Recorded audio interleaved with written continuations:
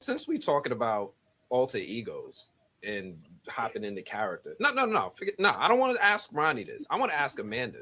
This is the question. If you had to survive in, this is a fun one. If you had to survive in Derry, would you do what Ronnie did, or what would Amanda do? You helping these kids, or This is good. Honestly, I feel like Amanda would start out helping the kids because she's curious. Because I am a very curious person, and like if I care for somebody, because I did have care for these kids, and like why not, And it also revolved around my dad. The main reason was my father.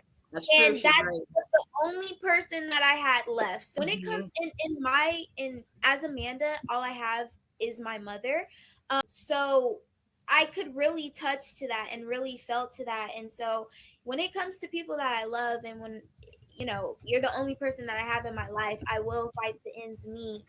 So honestly, I feel like Amanda kind of would have done the same thing as Ronnie. I don't know if she would have stuck around as long as Ronnie did. Probably would have got the heck out of Derry. I don't know. We would have. I don't know. I don't know why we did not go after my dad as soon as. I don't know. It's a lot of things we should have done, but yes. So yeah. I'll say it for her. She would have ran out that movie theater, bro. Ain't nobody sitting there trying to rescue them. She can't say that because them are coworkers. She like, man, look, I'm gonna say the nice thing. It's like, Willie, don't help.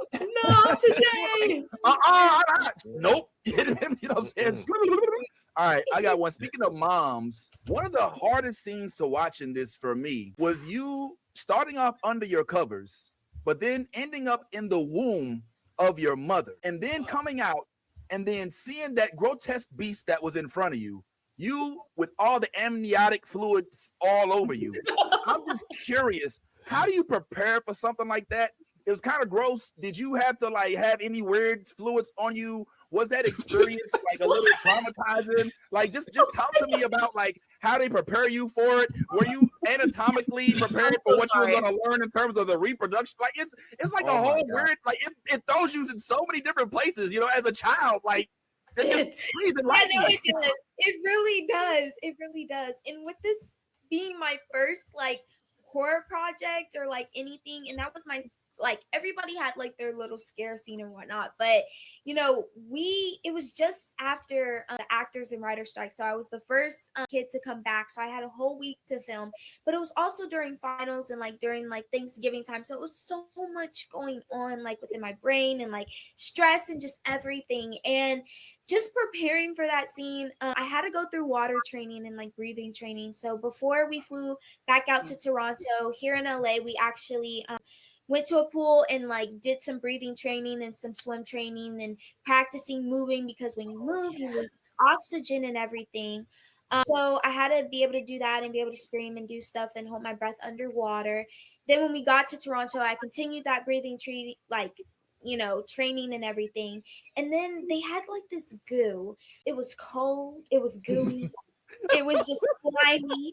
I don't even know how to explain it, but I wanted it off of me, and I had it on me for a week straight, 9 to 5, 9 to 5, and I'm just like, oh my goodness. So now I'm over here, and I had to eat with it on. That was another beer. It was, I had to eat with the slime on. I think I have a photo or like a video with like a piece of rice because I was eating. No, terrible. So I'm just like, gosh. Okay, that was that. But it was also so fun to experience because there were so many like stunts and like things. It was tiring. But it was really cool because the VFX and not the VFX because that, but the FSX and everything, like seeing it in person and just the umbilical cord and the slime, and it gave me so much to work off of. And also my mom who played in the scene too, Miss Tamika, she gave me so much to work off of. My father, my grandmother, Miss BJ, and my dad, Stefan, they gave me so much to work off of. And just, being in the space with the crew that I was in, and Mr. Andy and Miss Barbara and Mr. Ben, which was my acting coach, making it such a comfortable environment. I was able to go to vulnerable places and be vulnerable and go to the places that I need to go to. And I was going through so much stress that like everything, like I don't even know. I was surprised by some of the things I did. I was like, oh my gosh, like I thought they sped up the crawling scene. They didn't even speed that up. I was like, oh my gosh, like I didn't even remember doing that. So just being able, like I felt free is what I'm trying to say, is it was just amazing. It was amazing. Sounds gross. Yeah. Anyway, but yeah, I'm glad you survived that process. Yazzie. Oh my gosh. So you have a phobia of being in small and tight spaces, right, Amanda? Yes, and So also little holes too. okay. So how is that with translating to having to be in the tunnels with trying to find Pennywise and hunting Pennywise? Yes. Okay, honestly, the tunnels wasn't as bad as I thought it was going to be.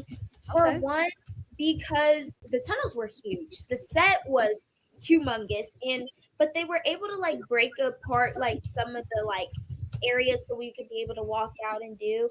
And it was very breathable, and it was not, even though it looks tiny, it was way bigger than like what you guys think. Like the tunnels were huge, and that set was so cool and incredible to be in.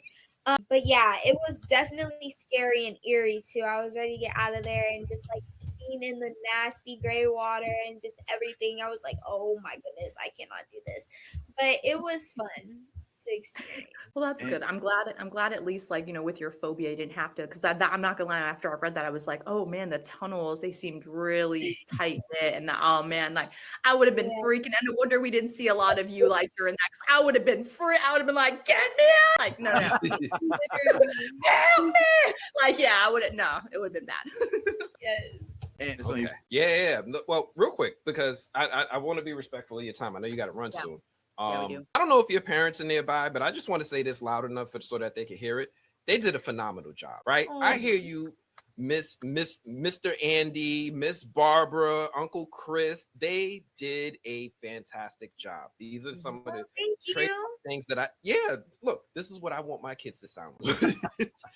But just wanted to say that real quick. But also, I had a question because this is your first breakout major series, and I'm sure it's the first of many. We're going to see you again, Moon Girl.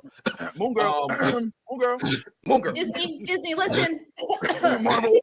DC. What did you learn from this experience that you're going to be like, you know what? I think I'm going to use that in my next role. Like, what did you pick up in this experience that you're going to carry with you and is going to be a part of Amanda Christine moving forward? Yes, that's such a good question. Honestly, I took so many things with me from this experience because this was an experience like no other. And like I said, they gave us so much creativity and so much freedom on the set.